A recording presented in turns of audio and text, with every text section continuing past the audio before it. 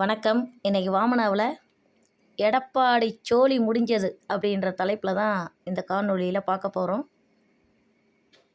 தமிழகத்தில் ரொம்ப பரபரப்பாக பேசப்படுற விஷயம் தங்கமணி, வேலுமணி, சிவி சண்முகம், செங்கோட்டையன், நத்தம் விஸ்வநாதன், கேபி அன்பழகன் இந்த 6 பேரும் எடப்பாடியை சேலத்தில் போயிட்டு நேரில் சந்தித்து ஓபிஎஸ் மீண்டும் கட்சிக்குள்ளே வரணும், அதிமுகவை மீண்டும் ஒருங்கிணைக்க வேண்டும் அப்படின்னு கோரிக்கை வச்சுருக்காங்க, அறிவுரை சொல்லியிருக்காங்க. எடப்பாடி இதை கேட்கலை அப்படின்னா என்ன நடக்க போகுதுன்னா, தொண்டர்கள், அதாவது அதிமுகவோட உண்மையான வெறி பிடித்த தொண்டர்கள் அதிமுக கட்சி அலுவலகத்துக்குள்ளே பூந்து எடப்பாடியை தரன்னு பிடிச்சி இழுத்துட்டு வந்து தெருவில் தள்ளி விட்ருவாங்க. எடப்பாடியாவது தரன்னு பிடிச்சி இழுத்துட்டு வந்து தெருவில் தள்ளி விட்ருவாங்க. இந்த கேபி முனுசாமின்னு ஒருத்தர் இருக்கார் பாருங்க, அவரை அதிமுகவோட உண்மையான தொண்டர்கள்லாம் 4 சாத்துறதுக்கு வெறி பிடிச்சி அலைகிறாங்க. கேபி முனுசாமி எங்கேயாவது கண்காணாத இடத்துக்கு ஓடி போய் தன்னோட மானத்தையும் மரியாதையும் காப்பாற்றிக்கிறது நல்லது.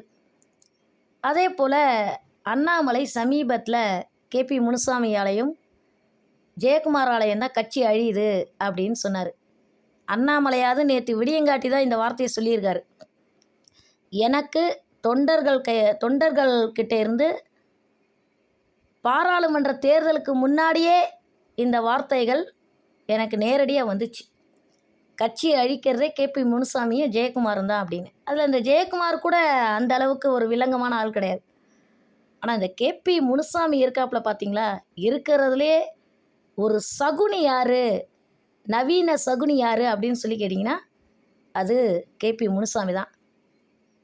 அதிமுகவில் இருந்துக்கிட்டே திமுக ஜெயிக்கிறதுக்கு அவர் ஸ்லீப்பர் செல் மாதிரி வேலை பார்க்குறதா சில பேர் குற்றச்சாட்டு வைக்கிறாங்க. அது உண்மையும் கூட. எடப்பாடியை தவறான பாதையில் வழி நடத்திட்டு போகிறாரு.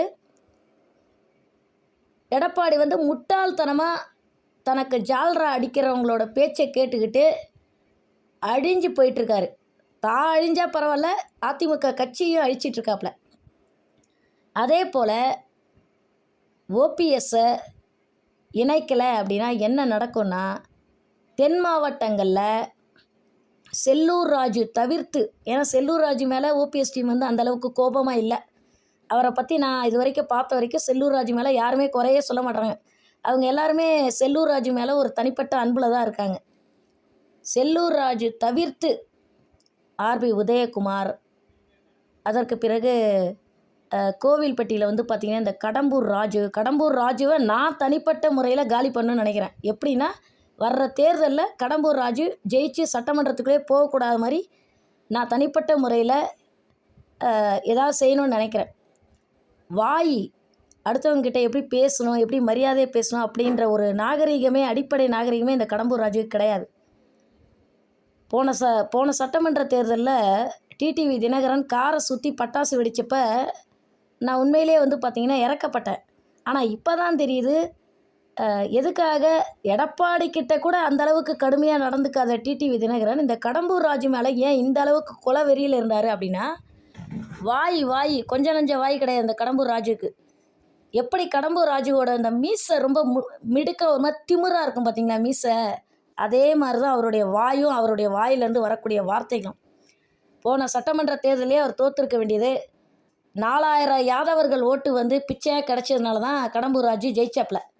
இன்றைக்கி வீரன் அழகுமுத்துக்கோனோட பிறந்த நாள். கடம்பூர் ராஜு போயிட்டு 4000 ஓட்டு யாதவர்கள்கிட்டேருந்து வாங்கினாப்புல. இன்றைக்கி வீரன் அழகுமுத்துக்கோன் சிலைக்கு மரியாதை செஞ்சாரா என்னன்னு தெரியல. அதே போல் ஓபிஎஸ் வீரன் அழகுமுத்துக்கோனுக்கு மரியாதை செலுத்தியிருக்காப்புல. நாம் தமிழர் சீமான் மரியாதை செலுத்தியிருக்காப்புல. ஆனால் இந்த நிமிஷம் வரைக்கும் எடப்பாடி போயிட்டு வீரன் அழகுமுத்துக்கோன் சிலைக்கு மரியாதை செலுத்துறதை நான் எங்கேயுமே பார்க்கவே இல்லை.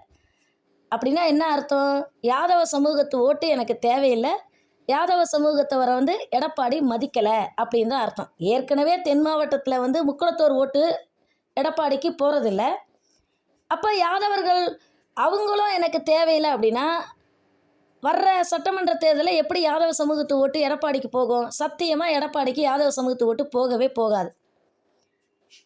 அதே போல் யார் யாரெல்லாம் தென் மாவட்டத்தில் செல்லூர் ராஜு தவிர்த்து தோல்வியை தழுவுவார்கள் அப்படின்னு சொல்லி பார்த்தீங்கன்னா, ஆர்பி உதயகுமார், கடம்பூர் ராஜு, அதற்கு பிறகு திண்டுக்கல் சீனிவாசன், அதே போல் ராஜ் சத்தியனுடைய மகன்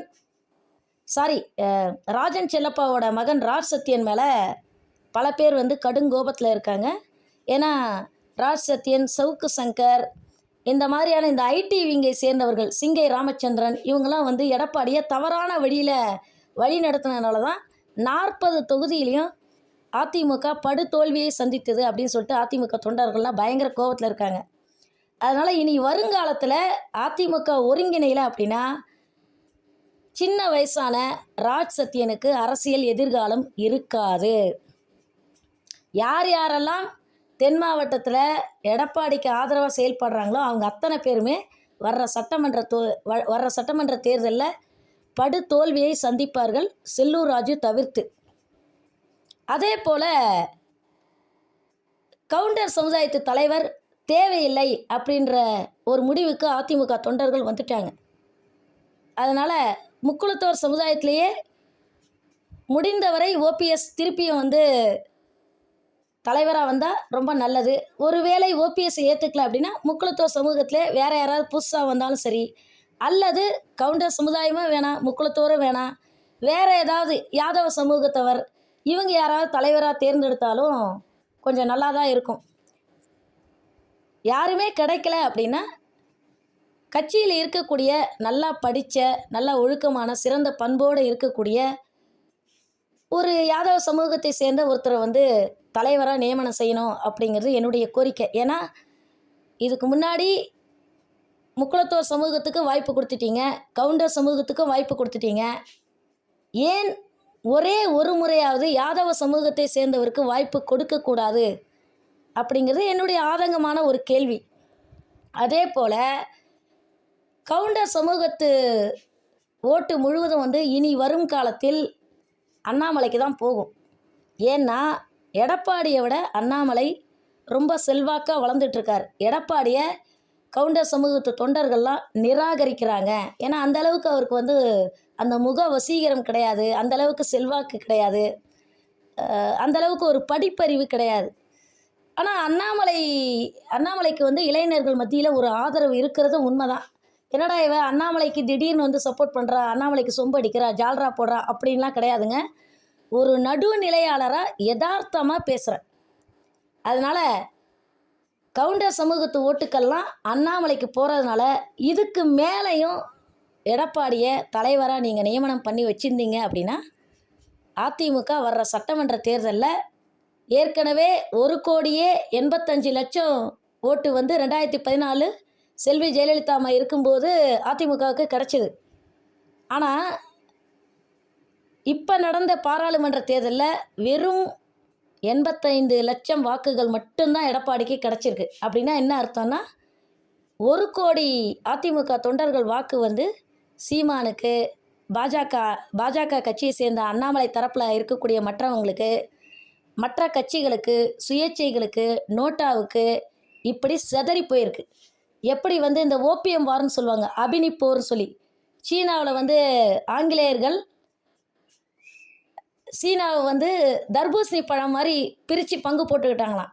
அந்த மாதிரி அதிமுகவோட 1 கோடி வாக்குகள் கடந்த பாராளுமன்ற தேர்தலில் எல்லா கட்சியினராலையும் பங்கு போடப்பட்டிருக்கிறது. இதுக்கு மேலேயும் எடப்பாடியை வந்து தலைவராக வச்சுருந்தா எப்படி வந்து அபினி போரில் சீனாவை தர்பூசணி பழம் மாதிரி பங்கு போட்டுக்கிட்டாங்களோ அந்த மாதிரி இப்போ வாங்கி இருக்கக்கூடிய 85 லட்சம் வாக்குகளும் சிதறி போய் வெறும் 25 லட்சம் வாக்குகள் மட்டும்தான் வர்ற சட்டமன்ற தேர்தலில் கிடைக்கும். அதனால் எடப்பாடி புத்திசாலித்தனமாக ஒருங்கிணையணும். அப்படி ஒருங்கிணையலை அப்படின்னா அதிமுக தொண்டர்களே எடப்பாடியை கட்சியை விட்டு விரட்டிடுவாங்க. நன்றி, வணக்கம்.